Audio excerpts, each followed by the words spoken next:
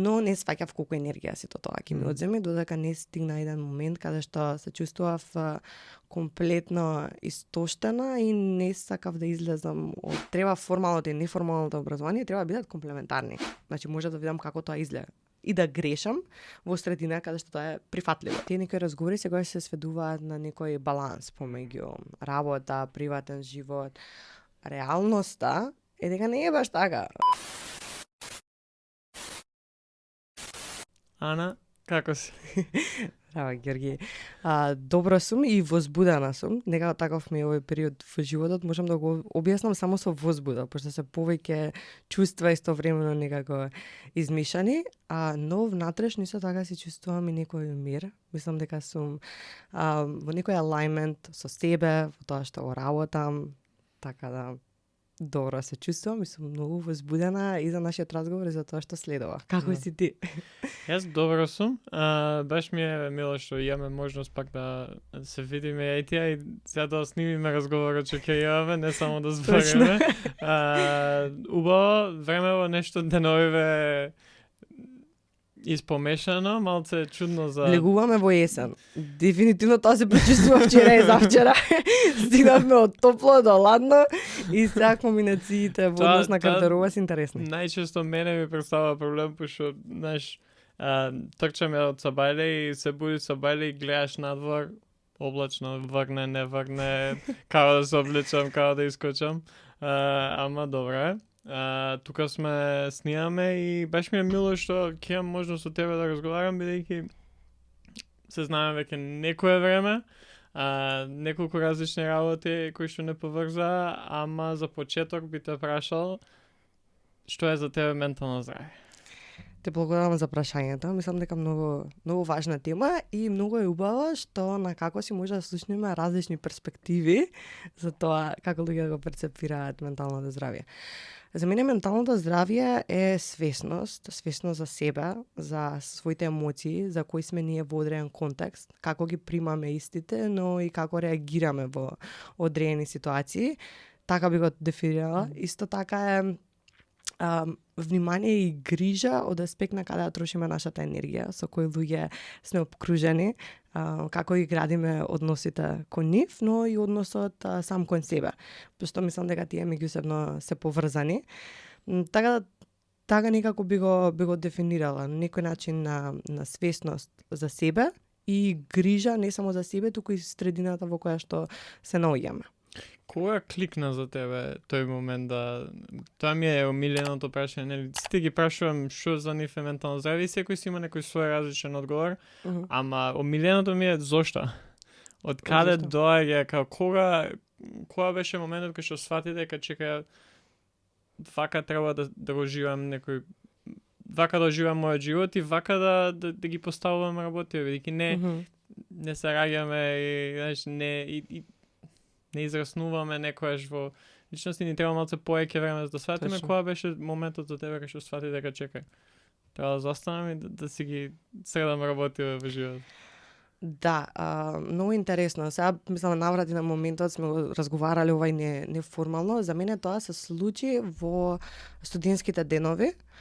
Особено периодот кој што беше пред пандемијата 2018-2019, тој период не се чувствувам, мислам не се сеќавам сега конкретно кој месец можеби беше, но Оно што сакав да кажам дека се сеќавам на чувството и моментот кога веќе почнав да ја градам таа свесност за себе, за мојата средина, на што се експонирам, каде се наоѓам. Тисто за контекст, бидејќи јас волонтирам уште од мои 14 години, ова го спомнувам бидејќи континуирано сум била во некоја улога. Дали сум бил волонтер, некако што вклучен во заедницата, активен во некоја организација, таму со некоја своја улога, студент, во една нели сестра, другарка, ќерка, сите тие активности и цело време си во некоја улога и секоја улога од тебе налага на одреден начин да се представиш и да се појавиш во одредени ситуации и пополнувајќи ги сите тие улоги и не бев свесна каде да трошам мојата енергија и колку некогаш не знам да кажам не на некои активности. Чувствував многу силна одговорност да не разочарам некој, за на крај можеби да стигнам до моментот на чекам малце, можеби се разочарувам себе си. што се случи периодот, значи 2018-2019. Тогаш мислам дека бев веќе втора година на факултет. Волонтирав активно во студентска организација, која што мислам ми е голем дел од студентските денови, бев доста посветена. Воедно почнав тогаш за прв пат на пракса и јас менаџирав момент на стануваш со бајле, одиш на предавања, после тоа одиш на пракса и после тоа имаш волонтерски активности. Така што мојот ден почнуваше во 7 за бајле и завршуваше некогаш дури во 11 вечер. И тоа темпо за мене тогаш беше многу интересно и бев многу љубопитна, но не сваќав колку енергија сето тоа ќе ми одземе, додека не стигна еден момент каде што се чувствував комплетно истоштена и не сакав да излезам од дома. А јас сум човек кој што дури да не е подготвен за нешто, многу сака да се појави. Го разбирам многу силно значењето да бидеш присутен некаде и да се соочиш со тоа што се случува. И моментите кога веќе почнав да не се појавувам на колоквиуми, да ескивирам со некои студентски проекти и активности и се чувствував истоштено и повлечено, не знаев како да си го објаснам. Не знаев од каде доаѓа. Знаев само дека некако како да не се чувствувам дека сум јас, како да се наблюдував од страна. И тоа еден период првен си остави да седам со тоа, пошто ми беше прв пат да се соочам со нешто такво. И исто така уште нешто што е многу важно за контекст, дека јас од една не толку динамична средина во средношколските денови дојдов во нешто многу динамично кога дојдов во Скопје да студирам. И тоа исто така беше ново. И сега во првите моменти не го чувствуваш, но те стигнува со тек на време. Така да тие моменти, за прв пат кога не сакав да излезам од дома, да седам сама со себе, јас сум човек што е екстроверт по природа, јас сакам луѓе, сакам да бидам меѓу луѓе. Тоа па ми отежнуваше, пошто јас добивам енергија кога сум со луѓе и сега уште толку бев некако тргната од тие процеси.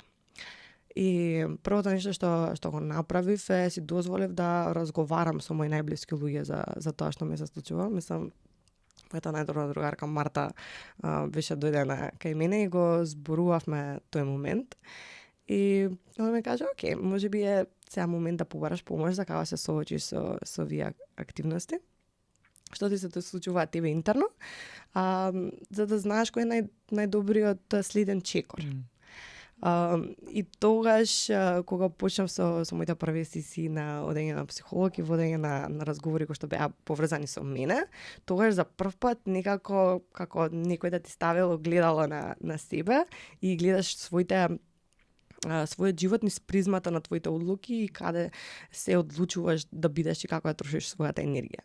И од тогаш мислам дека активно ја градам од ден денес, свесноста за каде ја трошам мојата енергија, за перцепцијата на моите чувства, на односите кои што ги градам со луѓето, поставување на граници, да не бегам од моите ветувања со цел да исполнам други, туку како баш да си го градам интегритетот како личност. Така да може би си осврнала на тој момент каде што може би на некој начин се не сакам ова да го диагностицирам и да го дефинирам како некој бърнаут, но може би во некоја форма тогаш сум се наоѓала во тој момент и од тогаш знам дека си ветив дека не би сакала никогаш да се најдам во тие чувства и во таа состојба и активно се грижам за што ми се случува. Нели не е секогаш идеално, тоа не е процес кој што е само, не знам, линеарен, секогаш има флуктуации во тоа што ни се случува пред се во животот и каде сме, но ми изгради некоја убава основа за понатаму како да се дефинирам. Да. Кажи ми, кога дојде до таа реализација дека еве треба да зборам со некој, зборуваш со блиска личност и сакаш дека ни таа блиска личност не може да ти помогне, туку може да те сослуша.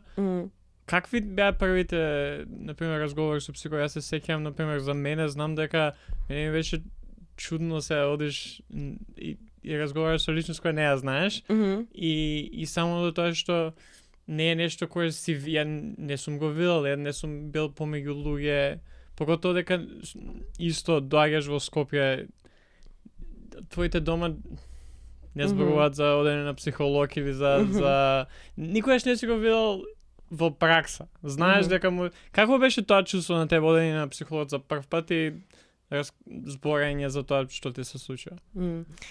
Па страшно беше. Мислам, страшно го доживував, не дека страшно беше, тука повеќе нели секогаш има како објективно изгледа ситуацијата и како е внатрешно емотивно со нели твоите сознанија, перспективи, искуства, како ти го доживуваш тој процес. Ми звучеше тогаш страшно и непознато. И не знаев како оди процесот, не знаев што ќе бидат нели првите разговори и како ќе се одвива цел тој момент. И знам дека колку јас да сум отворена личност, тогаш прв пат можев да ги почувствувам дури физички бариерите кои што ги имам можеби ментално за некои промени. И тоа беше интересно, но мислам дека пак тука мојата природа на љубопитност ми дозволи да се отворам кон процесот. И тоа траеше. Значи, првите разговори секогаш беа запознавање, чисто контекстот во кој што сум се наоѓала јас тогаш, што ми се случува во секојдневниот живот, се додека да се премине до некои теми кои што се можеби подлабок и тоа се случува нели не се случува преку една сесија, две, не толку тоа трае континуиран процес, кој што секогаш имаш и вежби кои што ги работиш, рефлексија, значи не значи дека ти се грижи за твоето ментално здравје ако само нели се консултираш со некој и одиш на тие сесии, тоа бара активно променување на навики и начинот на кој што ти функционираш, пошто не може ништо да се смени доколку ти ги носиш тите одлуки, така? И тој процес беше интересен да се доживее од тој аспект, како понатаму ги променувам одлуките кои што ги донесувам и тоа е тешко, пошто ти си навикнат да имаш момент на сакам јас на секој да излезам во пресред, не сакам да бидам на некој разочарување и слично. И тоа си имаше свој чекори. И првите моменти беше некако струшување на сите уверувања тогаш и верувања што ги имав, за да ги изградам одново на начин кој што веќе ќе почне да ми служи мене. Така да изгледаше страшно, но како секогаш го земаш уште еден чекор, уште еден залак од тоа, потоа станува едно поразлично искуство и трансформација и тоа трае, мислам, и до ден денес. Да, и тоа е интересно, кај што, знаеш, кога идеш на психолог, не значи дека готово секи да се реши, готово се завршат. Нема некој magic potion, значи нема некоја некој да се случува. И вистинската промена се случува кога ти преку тој разговор кој што кажа ти ќе разгледаш, ќе видиш како го гледало да гледаш што треба да се направи и кога ќе ти ги дадат тие некои дали тоа ќе бидат работи кои што ти можеш да ги смениш, дали тоа ќе бидат навики кои што можеш да ги смениш и you need to do the work. Значи, ти после тоа треба да и секако пак продолжува тој разговор и мислам дека знаеш, некојаш имаш потреба почесто да одиш, некојаш имаш потреба поретко да одиш на психолог, ама тој разговор дефинитивно помага и кога мислиш дека се ти е окей и готово. Неколку години после ситуација поради која си отишла, ги немаш веќе тие исти проблеми, ама убаво е да се има таа навика за одење, бидејќи неретко јас за мене највеќе сваќам дека ќе дојдам во ситуација каде што ми треба стварно помош и од која што не можам да излезам, ќе добијам таа помош, ќе работам на себе и кога повторно се повторува, бидејќи некаде низ тој процес јас станувам премногу комфорен и не продолжувам да работам на себе, туку си дозволувам на некој начин само coast. И тие се моменти кај што чекај, ми треба некој кој што ќе ми го каже тоа, чекај. И stop doing that. Престана да ги правиш тие работи кои што ти помогнаа, бидејќи изгледа дека се е окей сега со тебе. Мислам дека за секој е различно, значи секој на различен начин се грижи за своето ментално здравје и мислам дека секој си има и различна рутина и како тоа го вклопува своето секојдневие. Значи ние како индивидуи сме комплексни и цело време се менуваме. И тоа не мора да значи дека нели тоа што го зборуваш со круговите и некој комфорт. Значи ние како личности се менуваме. Можеби тогаш сме имале еден предизвик, можеби сега се јавува во друга форма, можеби имаме како исто како некоја видеоигра, сега имаш ново ниво кое што треба да преминеш други предизвици. Така да мене многу ме помогало да ме ги стави некои аспекти во перспектива. Да не премногу си тежам сама на себе. Да сватам некои работи се во ред, пошто некогаш мислам нашите мисли можат некогаш да ни влијаат, да ни ги отежнат работите. Чисто поради некои уверувања што сме ги имале, поради општеството, средината, социализацијата која што сме ја имале. Значи, тоа се некои патерни кои што некогаш си ги имаме и во размислувањата. Така да мене ми помогна да ги сватам. Први некои верувања од каде ми доаѓаат. Зошто се така? Или да се запрашам, од каде ми доаѓа тоа? Зошто е тоа така? И дали навистина е? Нели? И се оттаму нели почнуваш тоа да го разработуваш.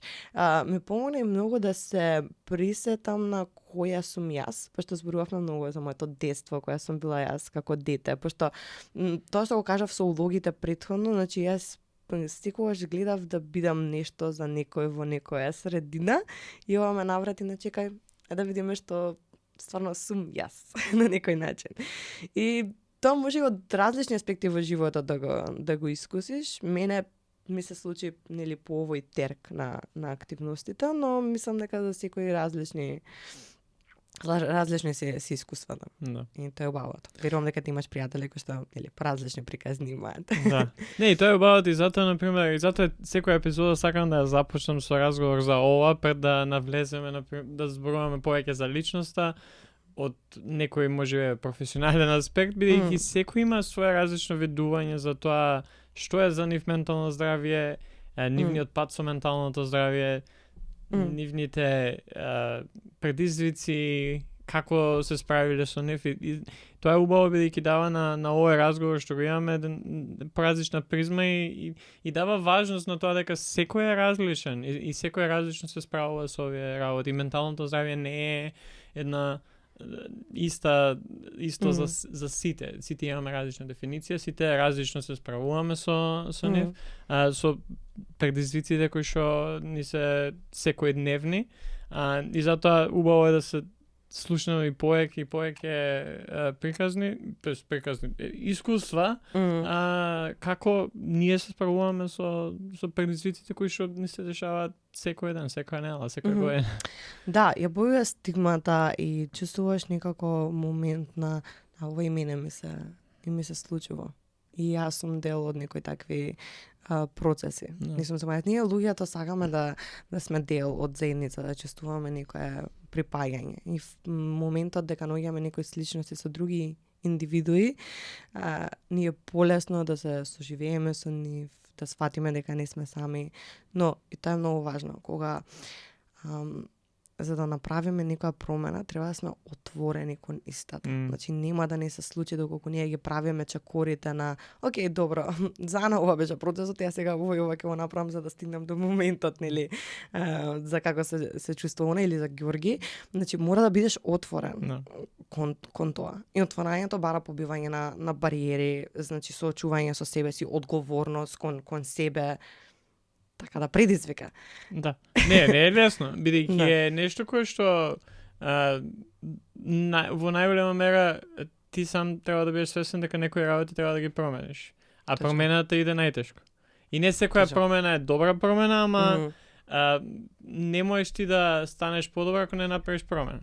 Точно. И тука е тоа тешко, бидејќи значи кој што каже ти преска, ти побива некои работи кои што си верувала или кои што мислиш дека се така или си ги правела, па сега е тешко да се откажеш од нив бидејќи си посветила години. Тоа е добре, точно. И тука е она тешко и затоа отвореноста, мислам дека е некогаш клучот за како да одиме од точка А до точка Б, да излеземе од некој круг кој што нонстоп се врти.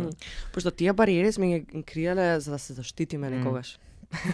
Тоа е дефанзивни механизми нонстоп. Тоа ја секогаш еден од нив се за мене праење шали на моја сметка и некојаш треба да се запрам, што чекај, ова премногу е. Океј, една-две шали као чисто, ама некојаш претеруваме и океј. Нешто има проблем, дај да видиме што е работа. Да, треба многу да внимаваме на тоа како зборуваме за себе. Имам луѓе во мојот живот кои што многу често знаат да ме потсетат за тие моменти на кога знам да бидам премногу критична кон себе или да не си ги вреднувам и уважувам нештата кои што ги правам. Така да и тоа е многу голем дел од тоа е да знаеш да се обкружиш со вистински луѓе кои што некако ќе ти ја полнат чашата со позитивна енергија ги прават да се чувствуваш убаво, кај што не мора цело време да се докажуваш, туку те прифаќаат за тоа што се ги гледаат твоите имани, но ги гледаат и твоите квалитети и афинитети, тоа го поддржуваат и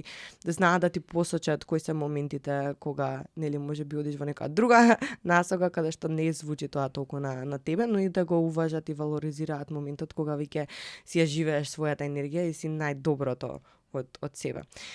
Знаеш што, вчера баш гледав еден рил, мислам дека ми искочи и зборуваше една жена за тоа која е најголемата фреквенција која што ја имаме и дека тоа не е кога сме среќни, туку е во моментот кога сме автентични. Дека најмногу вибрираме со енергија кога сме најавтентични. И тоа доаѓа во процесот на креирање. Пошто како луѓе ние имаме порив да креираме. Мислам дали се тоа до предмети, продукти, до настани, активности, било што и да е во било која форма, значи да е музика, поезија, било кое творештво, дека во моментот кога сме најавтентични во процес на креирање и најмногу вибрираме енергетски. Ја така секој, знаеш, кога зборам со личност која што можеби не знам ништо за темата за која што зборуваат, ама гледаш како зборуваат. Да. И гледаш дека ја така некојаш ми имаат кажано дека ја уживам во бейсбол. Бейсбол обожавам и кога зборам за спортот, без разлика што најчесто тука зборам со луѓе кои што врска немаат од бейсбол, ама ми имаат кажано дека океј, интересно звучи, никош не би пробал, ама гледајќи те тебе. Да. Знаеш, тие се некои работи што може да бидат помали работи, кои што може да бидат некои што се поголеми, некои нешто создаваме, ама да, тоа е дефинитивно кај што кога сме, знаеш, кога се чувствуваш исполнето бидејќи го правиш тоа што те прави да се чувствуваш исполнето, тоа и се приметува, и се приметува кај личноста кога се таму, кога се на таа фреквенција. Тоа сложувам комплетно, од секој аспект. Да. Сега, сакав малку да позборуваме за твоите студентски денови, бидејќи ја од секојаш сум гледал на факултетот. Да, е место каде што ти можеш да добиеш образование, ама мене од секојаш ми било интересно дека е можеби и најдобрата можност ти да добиеш искуство и да создадеш буквално една голема мрежа на луѓе. И мислам дека ти си личност која што кажи самата имаш волонтирано, имаш искусено такви работи, од секојаш и така и се запознавме уствари преку Glow и YMLP. Поздрав до Виктор и Имка. Да. Ама дали и како гледаш ти на сето ова? Колку тебе ти помогна што не остана само, океј, јас сум на економски факултет или за мене јас сум на правен факултет, го студирам тоа и не гледам. Да, донесува до можеби burnout и премногу commitments, како е посветена, ама мислам дека ти дава многу работи кои што понатаму ќе ти помогнат со работа, со живот, со се што следува после факултетот. Вака, мислам дека од моја гледна точка, кога се навратам назад, значи волонтирањето и вклучувањето во неформални активности кои што биле надвор од формалното образование, мене ми помогнато многу. Јас не знам како би го опишала мојот живот во последниве 10 години назад, доколку тоа не било дел од моето секојдневие. Сега нешто што сакам да потенцирам тука е многу важно каква личност си ти.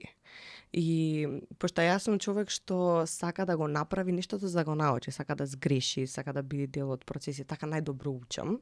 И најдобро учам кога можам тоа што сум го поминала да го пренесам на некој друг.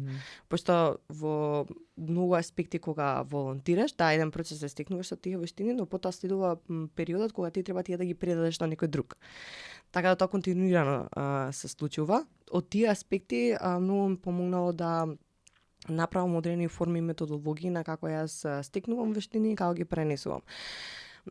Сега мислам дека не можам да кажам дека да не волонтирав јас, немаш да ми се случи ова и ова, или да можеби не требаш јас да се запишам на факултет, не го сметам тоа. Мислам дека треба формалното и неформалното образование треба да бидат комплементарни едно на друго. И денес во формалното образование се внесуваат доста методологии од неформалното образование со цел да се збогати начинот на како се пренесува знаењето и се обработуваат одредени теми и области. Конкретно можам да зборувам за себе и за моето искуство на економски факултет. Го избрав факултетот ради тоа што сметав дека, мислам барем кога разгледав програмата, ми изгледаше дека кога ќе излезам од предавање, дека можам тоа што го учам на тоа предавање да го применам. И така и беше во многу аспекти, значи можеби не веднаш директно, но можев да тоа што го учев за време на предавањето, преку волонтирањето и улогите кои што ги има во организациите, да ги тестирам теориите кои што ги учам, областите кои што ги обработив, особено во маркетингот и комуникациите, пошто голем дел од моето професионално искуство, но и од аспект на волонтирање ми било во делот на комуникација. Таму најмногу сум се пронашла и се пронаоѓам и ден денес. Така да за мене беше многу комплементарно искуство. Мислам, стекнував формално знаење и потоа имав можност тоа да го пробам преку активностите во организациите во кои што волонтирав. Значи може да видам како тоа изгледа и да грешам во средина каде што тоа е прифатливо, што е многу важно. Кај нас има отпор кон грешки, е нормално тоа, нели? Но не е убав процес да се помине како таков. Но економски факултет мислам дека кај мене е поспецифично тоа што имаше професори кои што градеа многу добар однос со нас. Тоа многу ми се допаѓа, бидејќи со нив денес и надвор од факултет се уште сме во комуникација. И многу ми е мило што беа отворени да не доближат до нови можности, да не спојат со контакти. Така да тоа ми помогнало од многу аспекти и биле отворени да ме помогнат во активностите кои што сум ги правела надвор од факултет. И имале многу разбирање за нели која сум јас и како делувам и што е она што ми значи. Така да кај мене е можеби позитивно искуство, но за секој е нели различно. Некој можеби направил избор да продолжи на студии каде што можеби не се пронаоѓа. И тоа е потешко, нели подоцна сваќаш. Јас можеби сум имала среќата да изберам нешто кое што и денес е дел од тоа што професионално го градам. А тоа се комуникациите, стратегиите, градење на односи, градење на заедници. И сега, например, настаните и активностите што ги правиме во Стартап клуб Скопје, во голем дел се нели поврзани со тоа што сум го студирала. И така да за мене многу ми е мило што сум имала можност да имам искуства надвор од факултет. Секој треба да одлучи што е тоа што му е најважно, но сметам дека и секој треба да си даде шанса да излезе надвор од својата комфорт зона и да искуси нешто поразлично. Да, тоа е интересно, бидејќи на 18-19 години мислиш дека знаеш што сакаш? Не знаеш ништо. Ама не знаеш. Сега некојаш ќе ти се потреби, ќе проводиш, еве кој што викаш дека ќе го направиш вистинскиот избор, ама некојаш тотално ќе направиш утка и окей да продолжиш да се бараш самиот себе. Точно. Понатак. Бидејќи пак од луѓето што ги носиме на 18-19 години не се одлуки кои што би ги донеле 5 години после тоа или 10 години во еднина. бидејќи пак ние прво немаме искуство да знаеме да знаеме каде грешиме. А и не сме доволно развиени и не знаеме што не знаеме уствари. Да. Апсолутно е така. Да. И кажи ми од кај доаѓа Стартап Клуб Скопје, бидејќи не сакам да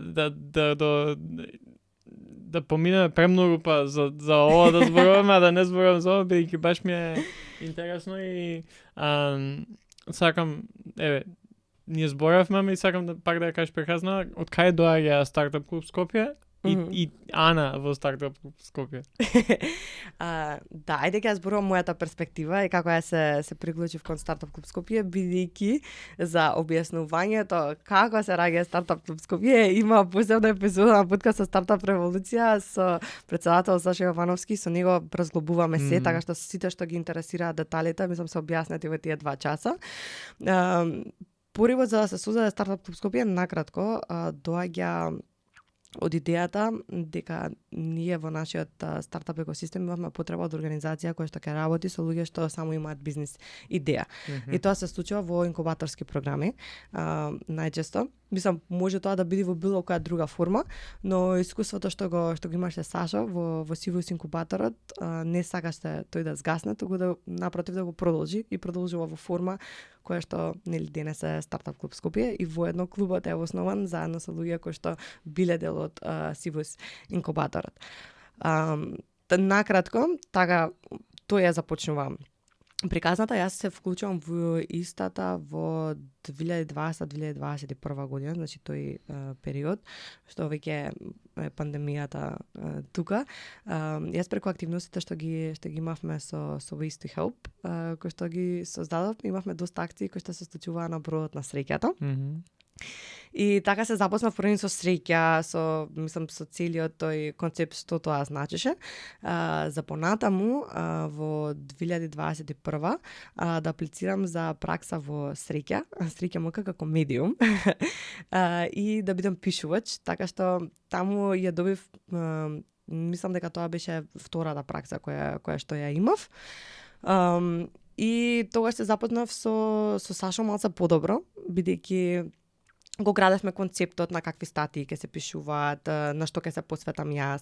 Мојата идеја беше да правам интервјуа со фриленсери и луѓе кои што се успешни во бизнисот, така некако почна сето тоа. И како што ни почнаа тие средби, тоа ми ја представи идејата на што ќе се случува со Стартап Клуб Скопје, дека веќе е основана како организација, дека идејата е да се создаде инкубаторска програма, дека во рамки на Стартап Клуб Скопје идејата е да се формира едно младинско тело кое што ќе функционира, како можам јас да придонесам со моето волонтерско искуство и да изградиме таа мрежа и да структурираме. И сме поминале многу разговори, нели, додека среќа официјално не се отвори на Трета македонска бригада, до American College, каде што моментално е сега, и не се отвори coworking просторот во рамки на среќа, и тука веќе Стартап Клуб Скопје добива свој официјално дом и простор каде што ќе може да функционира. И веќе од 2023 почнуваме активно со активности, нели се отвара просторот на 18 октомври. Сега ќе правиме како доаѓа трет роден ден.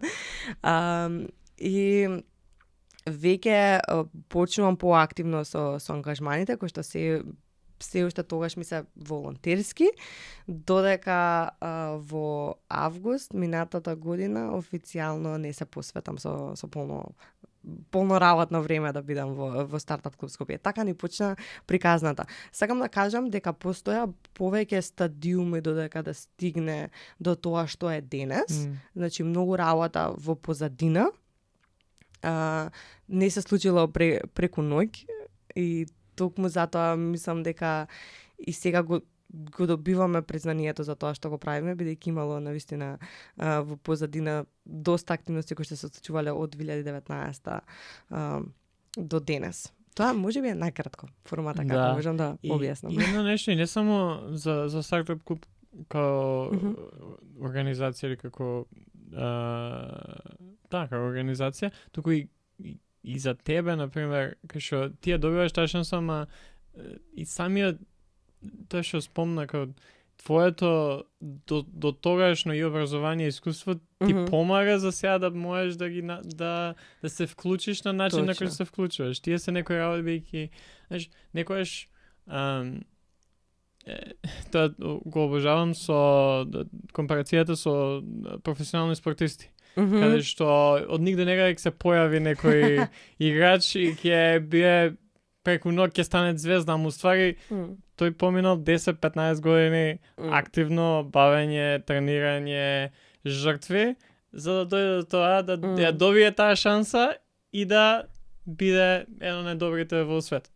Така и сега нормално зборуваме за многу поразлично поле и вакво, ама иста е работа кај што работиш со години, збираш искуство, учиш работи, паѓаш, учиш работи, грешиш, учиш од тоа, за да дојдеш ситуација сега да можеш и да кажеш, окей, да, можам да се вклучам во ова и да помогнам со тоа што треба да помогнам. Точно, ама ни од еден аспект мислам дека и никогаш нема да бидеме подготвени за тоа што следува, пошто е ново. Кога создаваш има многу нови аспекти кои што претходно не си ги поминал, како на пример во моментов со она што ни следува и што е најактуелно го организираме едно од најголемите регионални настани за стартапи и вештачка интелигенција тука во Скопје од 27 до 30 ноември, кој се вика Startup Revolution AI Summit. Значи тоа е огромен настан. Сакам да кажам, кој што јас на пример колку и да сум имала искуство претходно, ова е нешто ново кое што го учам сега и многу сум благодарна на тимот и на поддршката која што имаме од целата заедница да го креираме ова. Но е нешто големо пред се за нашиот екосистем, но и регионално за сите кои што се вклучени во стартап заедницата. И мислам дека многу ќе значи. Поентата ми беше дека без разлика колку искуства стекнуваме, секогаш ќе има нови предизвици и нови нешта со кои што ќе се соочиме. И нема да бидеме подготвени за нив, но треба она што претходните искуства сметам дека требало да не научат е дека без разлика со што ќе не пресретне, дека се чувствуваме подготвено да се соочиме со тоа. No. А не дека ќе знаеме точно како да постапиме.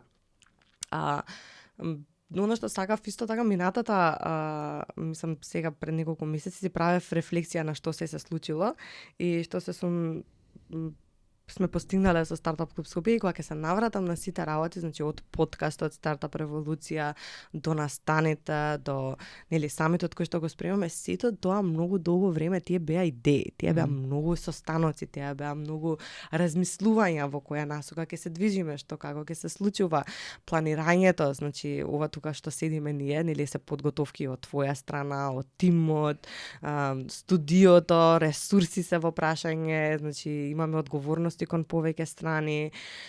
Така да, сакам да кажам дека се е процес. Се е процес. Да. Кажи ми малце за подкаст, бидејќи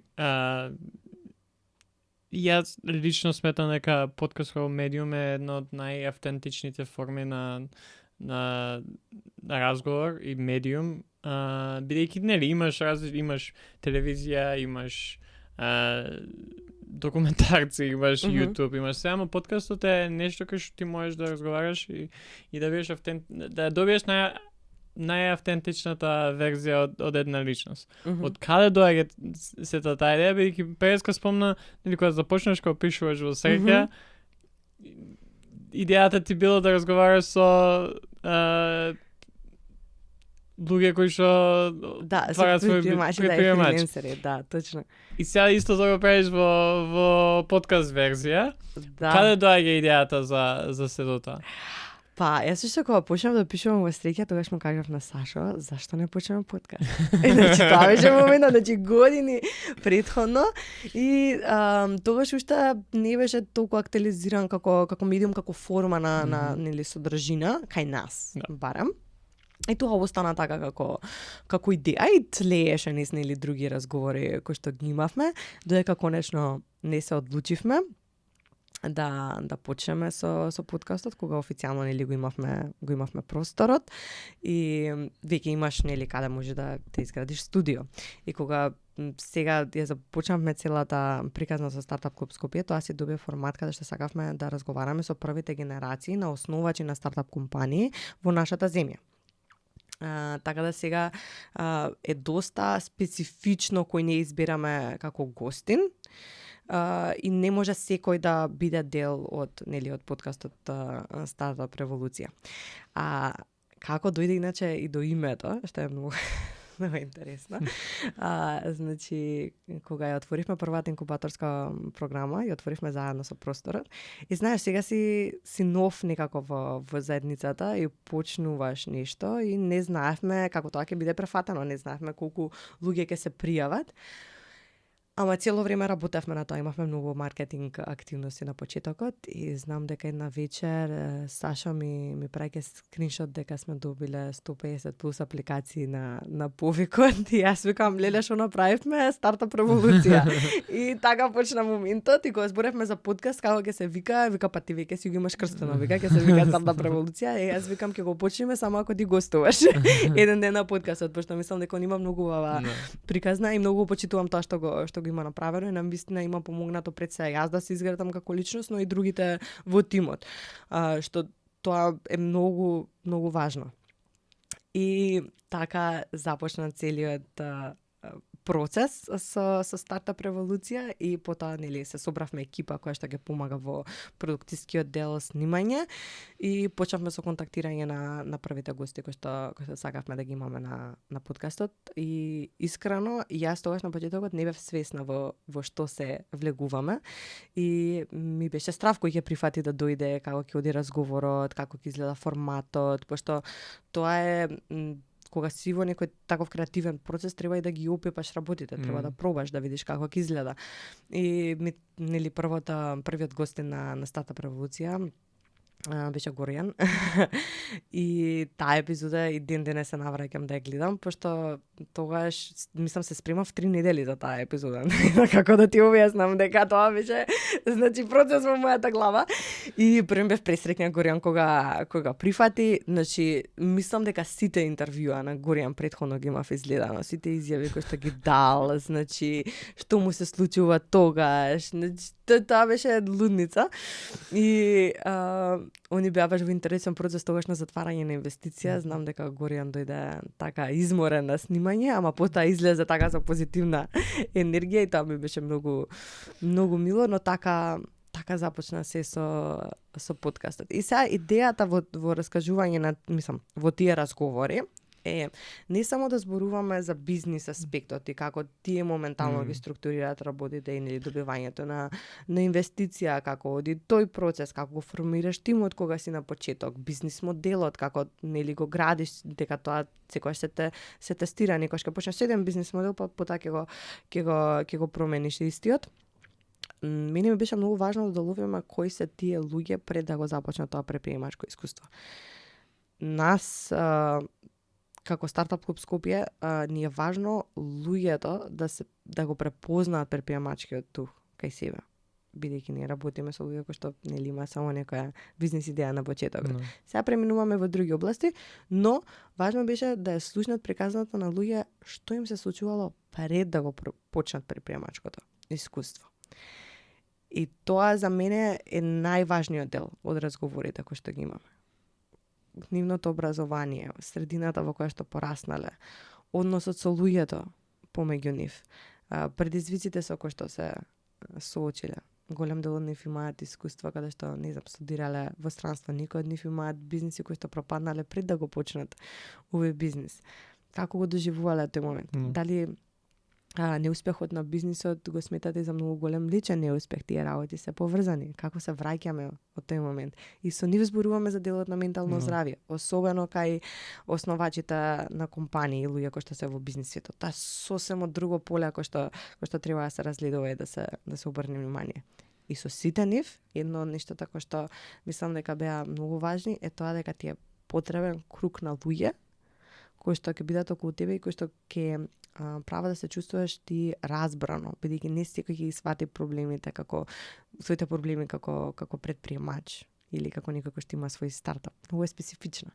И треба да ги најдеш за да може да се разменете совети, насоки, те охрабрува целотен момент и затоа заедницата е многу важна. И затоа сега со самитот кој што го организираме, кој што исто така го носи името на подкастот, тоа е само продолжувањето на приказната, затоа се вика Startup Revolution AI Summit.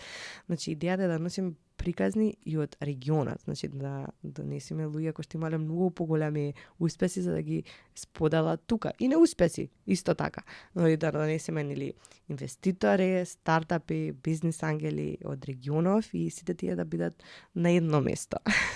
Да, многу е интересен тој дел, бидејќи неретко се става акцент на тоа. Доста нели гледаме на некои личности успешни, ама немаме можност и некогаш и немаме време да посветиме повеќе да дознаеме нешто повеќе. Ја затоа на пример уживам многу во читање на биографии, автобиографии на личности кои што успеале во нешто, без разлика колку големо тоа и да е нешто. Ама имаат што да кажат. Има, значи, Фил Найт ја нема формирано Nike и одеднаш израснува во тоа што е денес, като имало процес и успеси и неуспеси. Ама тоа е многу важно и баш ми е мило што се провлекува низ епизода кај што за луѓето околу тебе се многу важни. Да, може би звучи како клише, како ти си личноста врз основа на тоа што на луѓето од кои си обкружена.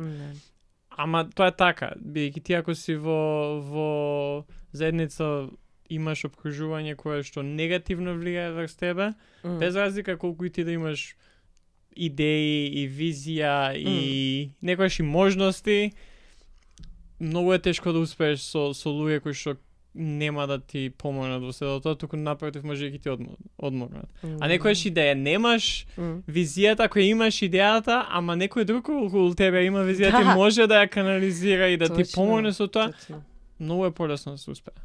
Да, не знам ти како го доживуваш тоа што го работиме. Мене тоа ме интересира. Како ти го доживуваш Startup Club Скопје од другата страна, пошто многу интересно, пошто јас дека сум многу во приказната и се што се случува, имам тотално друга перспектива. Не знам кој е твојот впечаток. Па не, мене ми е интересно секојаш кога има можност или има луѓе, организации кои што целта им е да им помогнат на луѓе со нивните идеи. И сега нормално ова Startup Скопје повеќе бизнис и луѓе со идеи за отпочнување своји бизниси, ама од секојаш сум уживал у следењето на тој и секојаш ми е мило кога има такви можности, бидејќи еве и со подкастов идејата ни е да убаво би било да има прегледи, да има сабскрајбери, едно друго, све тоа луѓе сме, тоа го посакуваш на некој начин, ама целта од секојаш била како можеме ние да им помогнеме на луѓето што ќе нас слушаат. Дали ќе натера да закажат прва сесија со психолог. Ако тоа се случи, тоа е победа. Мене ништо повеќе не ми треба да... Така и со иницијативи како Startup Club Скопје, давањето на можности и на resources, tools, алатки, ресурси на луѓе кои што можеби имаат само идеја, можеби ја немаат идејата, ама имаат нешто кој што знаат дека е таму, ама не може да ја најдат. Точно. А поготово преку подкастот е дефинитивно нешто кој што пак ќе кажам е автентично доловување на вистинската слика како се успева во бизнисот, бидејќи не знам, ние живееме во време моментално каде што ние сме навикнати на инстант. Дај ми, кажи ми во 10 збора зошто Ана е таму кај што е. Не може со 10 збора да се опише тоа. И некој ще потребно саат, 2, 3 да поминеш, да изслушаш човек, да успее да ти долови реалноста на тоа кој се, како стигнале, што им се случило. И од таа страна ја уживам у такви разговори и е нешто кое што е многу потребно. Многу е важно за да не, знаеш, многу е лесно, еве, читаме книга, ги зијаме, ке станува у 5 сат сабајле, morning routine, едно друго. Ти ги пробаш и чекаме не функционира. Зошто не функционира? До мене е проблемот. Тука доаѓа не, чекај, дај ке ги слушам 2 сати со Горјан и ке видам О, чекај, не функционира баш за така. Да, ама тој некој тие некои разговори сега се сведуваат на некој баланс помеѓу работа, приватен живот, реалноста е дека не е баш така. Мислам, не е баш така, не е воопшто така. Да. Сакам да кажам. Мислам, сите, особено предприемачите, значи за нив не постои одвојување целосно од приватен живот и професионален. Мислам, невозможно е некогаш. Значи, ние како што во бизнисот некогаш носиме приватни конекции кои што доаѓа, така и обратно некогаш некои работи ги носиме од бизнисот во приватниот живот. Мислам дека важно е да се најде како најдобро да навигираш низ цел тој момент. И што е за тебе на трешниот баланс? Кога ти се осеќаш одморено, кога премногу се празниш со енергија и слично, а не дека треба комплетно да ги одвоиш тие работи и да имаш некоја си сериозна рутина. За некои луѓе можеби тоа функционира. Зошто? Пошто се луѓе кои што функционираат во структура, распоред. Јас на пример немам таков животен стил. Бидејќи многу смешно сега ова, ама кога зборувам со некои мои познаници или некои луѓе кои што туку што ми влегуваат во животот и се навекнуваат на тоа која сум, јас имам многу динамичен ден. Значи, некогаш денот ми почнува со снимање, некогаш ми почнува со настан, некогаш денот ми почнува покасно, ама во попладневниот период имам настани, некогаш имам доцна снимање, некогаш имам и патувања, некогаш имам еден куп состаноци кои што се во стартап клуб Скопје, некогаш се на некои други локации. И тие работи многу се менуваат. Не можам секогаш да имам конкретна структура на како ќе ми изгледа денот. Она што можам да предвидам е како тие блокови временски ќе ги организирам и знам дека можеби најголемиот фокус го имам од тој до тој период и тогаш се посветувам, не знам, на мејлови, комуникации, на тимот, на доставување на одредени информации, за понатаму да продолжам со другите активности. Така не постои некој, мислам, не постои кај ќе си го најдеме ние. Тоа е моментот. И затоа на мене доста ми помага кога слушам разговори или читам книга на луѓе кои што поминале низ нешто. Најчесто гледам да биде тоа што е нешто можеби што ја би сакал да или размислувам за сето тоа, за да и ми помага да сватам дека нема правила. Значи ти некојаш треба буквално да си на вистинско место. Некојаш да сакаме правила. Да спекнати треба структура. Ама едноставно некој се поводува да ти си бил на вистинско место, во вистинско време и вистинската личност зборувала со тебе у тој момент и тајмингот кај нив бил точен. Да. А некојаш и сето ова да се погоди, едноставно нема да успе.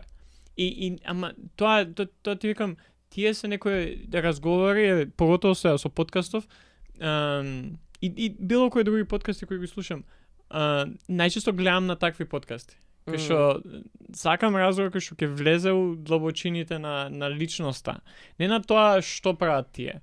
Тоа, окей, тоа можеш да слушаш на многу подкасти. Ама кога ќе влезеш у длабочината на личноста, тоа е сваќаш зошто ги прават тие. Затоа ти викам, точно. Мене ми е многу важно зошто ти размислуваш така за ментално здравје. Окей, да. Тоа е за тебе ментално, ама зошто? Така, кога се запознав со жена ми, нон-стоп ја прашував why? Зошто? И сега она на почеток мислеше дека нон-стоп и контрирам, дека нон-стоп не се согласувам со okay, why are you doing this? Зошто го правиш тоа? Не дека ја не се согласувам, туку сакам да дознам како размислува. Сакам да дознам зошто ги прави тие работи. И тука е ја малце влијание од Сајмон Синек. Start with your why. Ама тие се некои работи за кои што сум благодарен дека на некој почеток од мојата изградба како возрастна личност ги имам примено. И сега не можеш, едноставно професионалната формација ти станува. Нон-стоп ми е интересно зошто. Зошто е тоа така? Те разбирам. Мене навлекувањето во тие аспекти од нивниот приватен живот со сите соговорници кои што сум ги имала на подкастот, не само што ми помогнало да разберам зошто го прават тоа што го прават, но и како го прават тоа што го прават. Бидејќи нивните животни искуства, значи на секој од нив биле различни, имале различно биле експонирани до информации, во различни периоди имале различни соработки, значи нивната временска рамка на случување на активностите на секој од нив е различна. И согласно тоа, која ќе го разгледаш развојот на бизнисот и приватниот живот и што се случувало тогаш, многу подруга слика добиваш за како тие се доживуваат, како тие се перцепираат, како тие се носат, како комуницираат, како ги излагаат работите што ги кажуваат, која е поврзаноста што ја чувствуваат со тоа што го прават. Пошто одма може да почувствуваш и мотивите зашто луѓето почнале да се занимаваат со бизнис. Дали бил некој момент на легаси, дали бил внатрешен порив, дали имало некој мотив за успех, дека можеби не било избор да не успееш. За некој можеби е желбата кон одредена област и за да се направи промена таму. Па тоа довело некако спонтано да стане тоа сега бизнис и да функционира на тој начин. Така да тоа се тотално други перспективи и многу сум благодарна што сите гости кои што дошле на Стартап Револуција биле многу искрени во моментот и отворени да го споделат нивното искуство. Дури и во момент кога што можеби на почетокот имало некоја бариера, низ разговорот се опуштиле и се дозволиле да споделат повеќе. Да, тоа е еден од најголемите предизвици која ја го имам барем приметено со подкастов, е која подкастот ти е интервју. Веќе ти можеш што и да сакаш да пробаш и како и да се спремал и 3 недели и 3 месеци да си поменал у спремање, ако личноста преку тебе нема да се отвори. Да. И тука е ја например, и тоа сакав да те прашам, бидејќи мораме да превршиме со разговорот. Колку ти е, знаеш, тешко спремањето е едно, нели, ти можеш да се спремиш со прашање, но самиот разговор. Кој ти бил еден од предизвиците кои што се соочила на сам почеток да мене секогаш ми е, знаеш, доаѓаш и супер ни иде разговор пред да почнеш снимање и уклучуваш камерите и тотално различна енергија добиваш. Дали тоа тебе се случило, дали има нешто друго со кое што се соочуваш, кое што ти представува предизвик кога разговараш со луѓе на подкастот? Ке почнам од моментот дека многу луѓе ме кажале, па не изгледа ти како да имаш трема. Тоа било најинтересното нешто. А претходно 10 пати сме ја снимале најавата, пошто јас нешто сум сгрешила во како го најавува мојот гостин. Затоа без најава овде. Да, за некој било супер, сум ги погодила од прва. Ама секој човек е различен, се носи различна енергија и различно се однесува во просторот кој што ќе дојде, нели? Да, ова е искрен разговор, нели, подкастот и дозволува да допреме поинтимни теми од животот на некој, но исто така не можеш никогаш да го занемариш моментот дека сепак е ова дел од некој имидж, од некој јавно представување и секој сака да има удел во тоа како ќе биде представен.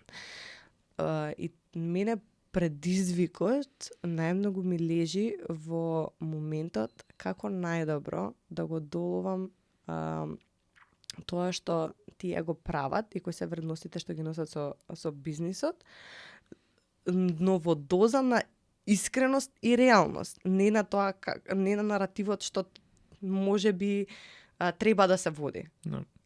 Не знам дали доволно јасно го представив. Да, ја те сваќам бидејќи е многу тешко, не секој има, ја така го гледам да не секој ќе се отвори целосно, бидејќи има, поготово кога станува збор за луѓе во бизнис, тие се некои работи кои што не можеш 100% да бидеш искрен со себе, бидејќи имаш реперкусии после тоа за бизнис, за имидж, за се тоа.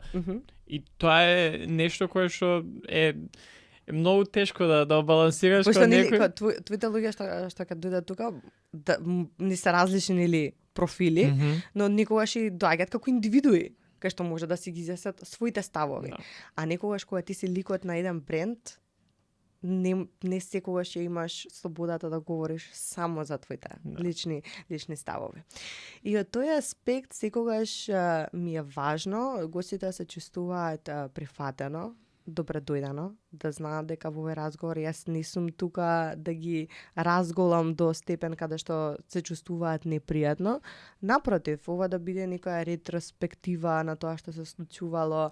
Ајде да размислиме малку за работите кои што можеби немаме време да ги размислуваме во текот на денот или нешто кои што не се споделиле на некој настан или на некоја дискусија, пошто тоа не било во фокусот тогаш. А е многу важен дел од приказната.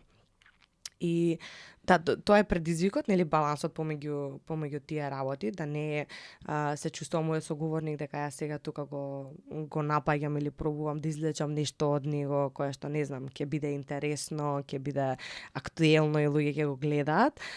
Напротив, поентата е да креираме средина во која што се чувствуваат отворени да споделат и да имаат таа автентична искреност која што можеби не се постигнала во други моменти и комуникации и тоа да остане како порака.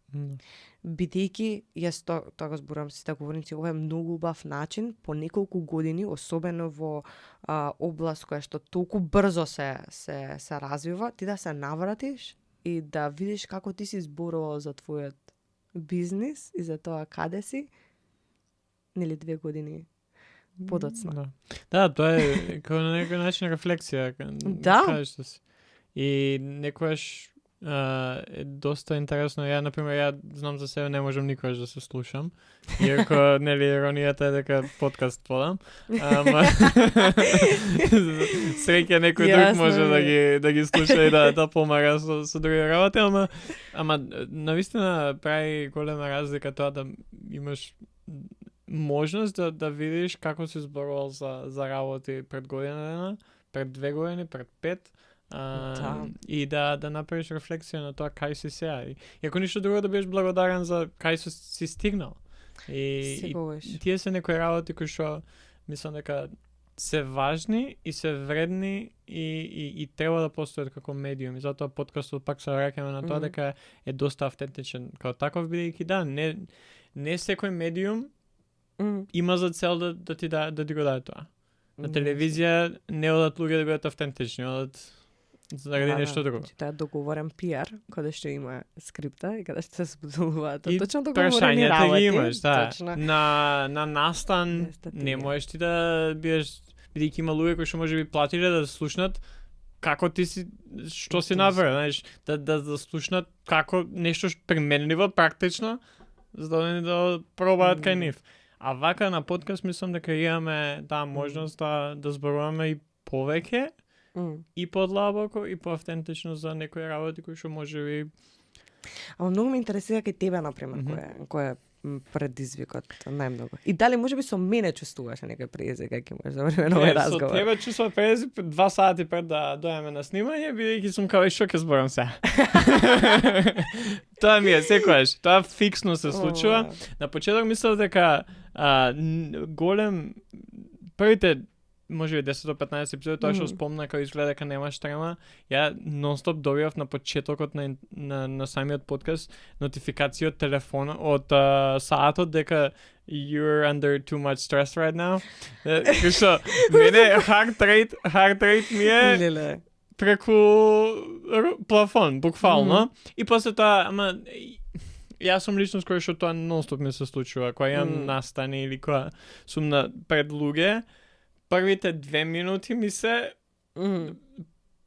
пред да влезам на сцената или на интервју, и првите 2 минути секогаш ми се.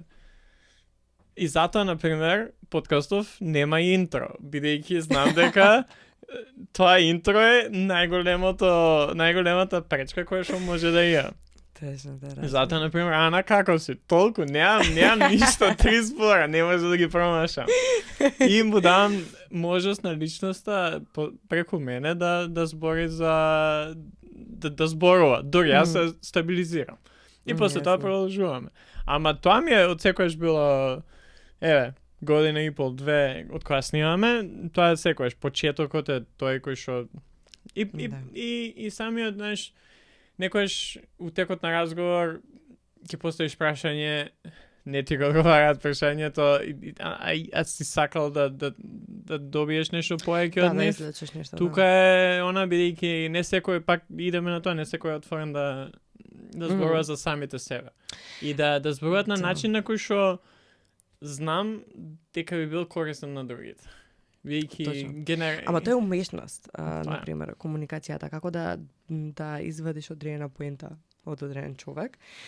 И мислам дека тука мене ми помогнало што сум гледала многу други подкасти, многу други интервјуа, што веќе сум некогаш кога го правам истражувањето за мојот соговорник пред да дојде, сум гледала кој му е комфортот за тоа, за што сака најмногу да зборува, кај се чувствува наслободно, и како тоа да го поврзам со моменти каде што треба да допреме до нешто, каде што треба да се извлече одредена поента. И како можеби, сега ќе допреме, сваќам дека моментално не е мојот соговорник доволно опуштен за да стигнеме до тоа што можеби неформално ние сме го дискутирале, многу убава приказна да се сподели. Продолжуваме со разговорот, но треба мислам, кога водиш подкаст за неколку работи, чисто да дувам што мене ми се случува за време на разговорот. Значи, јас покрај тоа што треба да размислувам на структурата на тоа што треба да опфатиме, пошто во нашите епизоди постои одреден терк,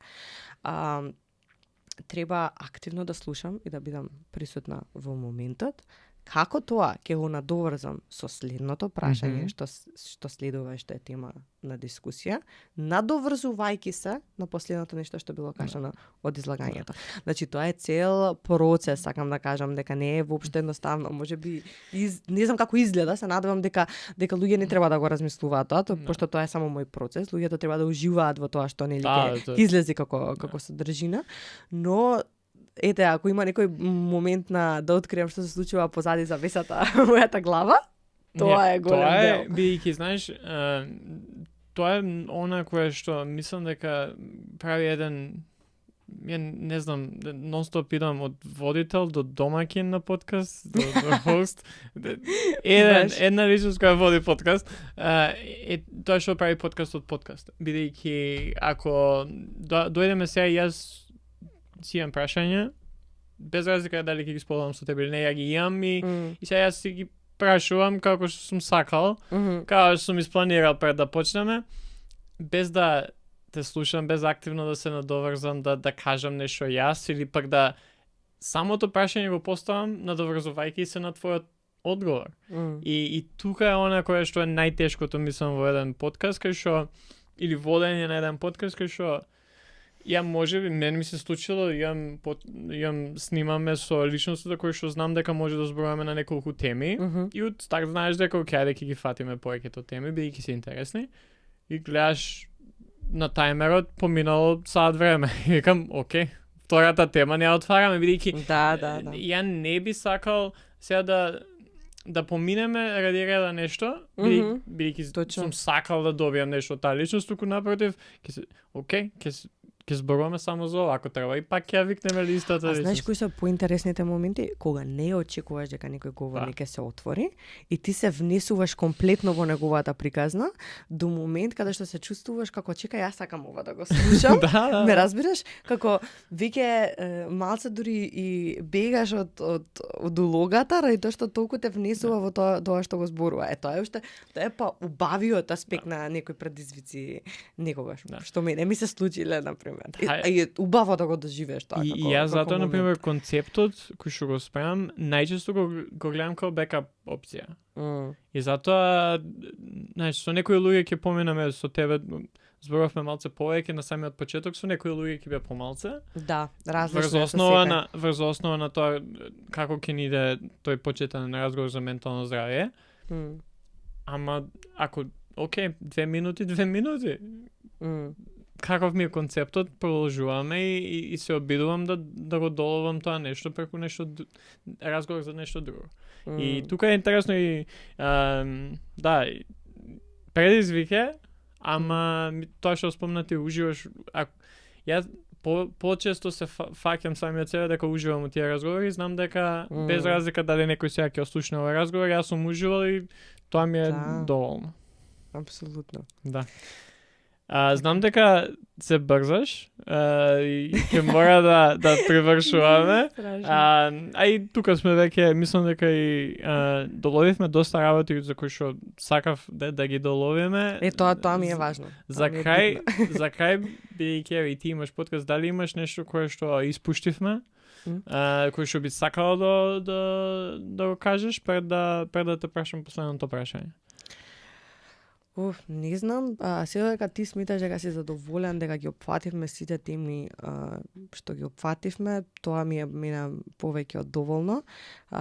Ме интересираше мене многу зашто одлучи токму со мене да разговараш, ама може тоа ќе ми го откриеш позади камерите.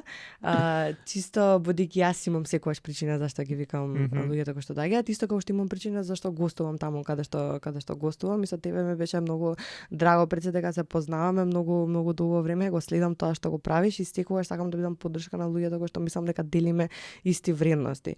И она што можеби би сакала да ти го кажам, а што можеби не го споминавме, да ти се заблагодарам, што одвои време и простор и што имаше желба да си поразговараме на твојот подкаст, бидејќи ми значи. И сакам да знаеш дека го ценам тоа што го правиш и дека те гледам и дека те следам и дека во било кој момент ако размислуваш дали некој го поддржува тоа што го правиш, да знаеш дека апсолутно да. Да, фала ти. Да, идејата на самиот подкаст мене е да зборам со луѓе кои што постојат буквално.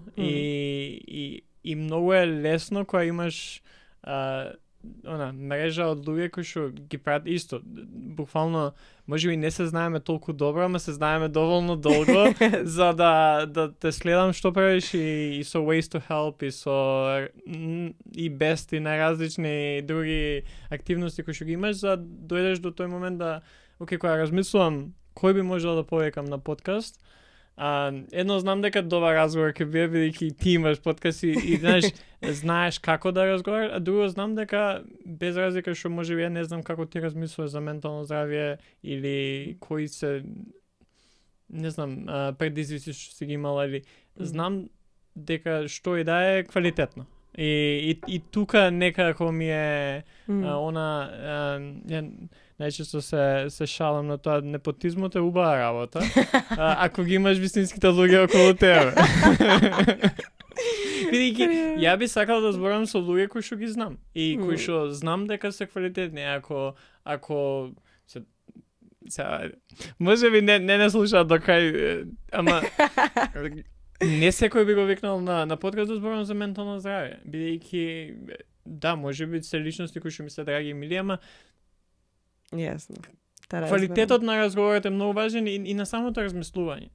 И од тука дефинитивно прво фала ти за гостувањето и за одвоеното време и баш ми е мило што си таму кај што си ги правиш работите, бидејќи помагаат не само на тебе и на луѓето околу тебе, туку и на многу голем број на луѓе и иницијативите како Startup Club Скопје и другите иницијативи кои што си вклучена се доста важни за како ние можеме да изградиме општество кај што ќе има квалитет и ќе ни помогне да живееме поубаво у Македонија, да не мора да сидиме на страна и да се одселиме. За крај, кој е твоето прашање за оние што не следат, ако не издржале да не слушаат до сега?